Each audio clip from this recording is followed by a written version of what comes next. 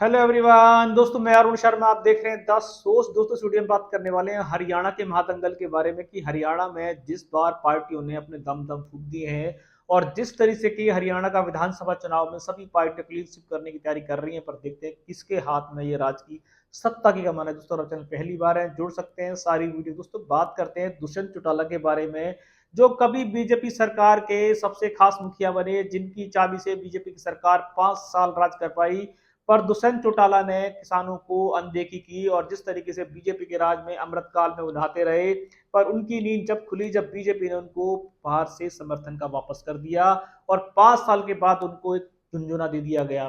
दुष्यंत चौटाला की पार्टी का पतन होना शुरू हो चुका था और बीजेपी नहीं चाहती थी कि दुष्यंत चौटाला को रिपीट किया जाए।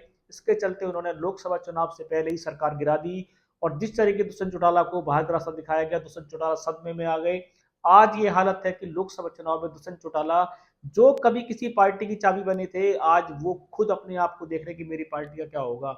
जब दुष्यंत चौटाला लोकसभा चुनाव में बुरी करारी हार का सामना कर चुके हैं, उसके बावजूद वो किसी भी पार्टी से मिलना चाहते हैं, पर शायद उनकी पार्टी को समर्थन नहीं मिल रहा था। इसी बीचों बीच देखा जाए, उनकी पार्टी में महाभगदड़ जारी हुई और महाभगदड़ के जारी होते ही दुष्यंत चौटाला गिनती के रह गए। इसी बीचों बीच देखा जाए तो चंद्रशेखर, जो अखिलेश को कभी पहली बार समर्थन करना चाहते थे, पर बात नहीं बनी, मायावती की पार्टी से एक तरीके का लोभ रखते हैं, पर इस बार चंद्रशेखर के सहारे देखा जाए तो दुष्यंत चौटाला ने गठबंधन कर लिया। ना तो दुष्यंत चौटाला इस बार फॉर्म में है, ना चंद्रशेखर की खुद अपनी एक सीट आई हुई है, और वो चाहते हैं कि हरियाणा के चुनाव में वो चंद्रशेखर के बहारे कांग्रेस को और बीजेपी को झटका दे सकते हैं। ये समझ से परे है कि इस बार दो डूबे हुए किनारे वो कांग्रेस को और बीजेपी को डुबोने की खास रखते हैं। पर समय बलवान होता है, कुछ कहा नहीं जा सकता। पर फिलहाल चुनावी कड़ी के तय कहता है कि दो डूबे हुए जहाज किसी भी रूप से बीजेपी और कांग्रेस को टक्कर नहीं दे सकते। बीजेपी और कांग्रेस की हरियाणा में बिल्कुल 50-50 की फाइट है। इसी बीचों बीच इसमें इनेलो घुस गई है, सपा घुस गई है, और देखा जाए तो इसमें दुष्यंत चौटाला जो खुशी करने की कोशिश कर रहे हैं, पर शायद इस बार उनका चाबी का तुक्का फैट होगा नहीं। बस इन दोनों के जहाज से ये होगा कि किसी भी पार्टी का सुबह डूब जाएगा। भले ही कांग्रेस के साथ दिक्कत आ जाए, भले ही बीजेपी के साथ दिक्कत आ जाए, पर दोनों ही सरकार बना जाए, किसी भी रूप में गणित ऐसा नहीं आ रहा कि हरियाणा में दुष्यंत चौटाला फुल फॉर्म में है और चंद्रशेखर हरियाणा में शायद कोई उनको जानता भी नहीं है। पर फिलहाल उन्होंने, दुष्यंत चौटाला ने डूबते को तिनके का सहारे का साथ लिया है। अब दो डूबे हो जहाज पे कौन सवारी करेगा, क्या जनता इनको वोट देगी या जनता में इनकी कुछ सीटें आएंगी। अब तक इनकी पार्टी के अलग अलग बयान है, वो ये कहते हैं कि हरियाणा में दुष्यंत चौटाला के बिना सरकार नहीं बनेगी। चुनावी गणित तो इसके बिल्कुल विपरीत है। दुष्यंत चौटाला की पार्टी में जो भगदड़ मची है, उस पार्टी के भगदड़ के मसले उनकी सरकार में गिनती के बंदे रह गए हैं।